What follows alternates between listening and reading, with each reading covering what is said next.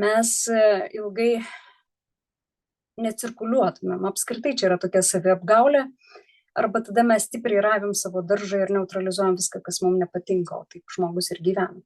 Jam atrodo, kad jis išsivalo kiemo, bet kaip Monika sako, dulkės atsiranda, tai iš niekur.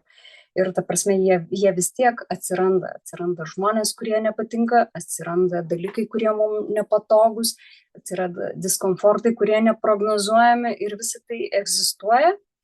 O mesgi tokie planuotojai, mes įsivaizduojam, kad idealiai suplanavus gyvenimą, jau čia jau galima apsitvarkyti ir kažkiek jau čia gyventi.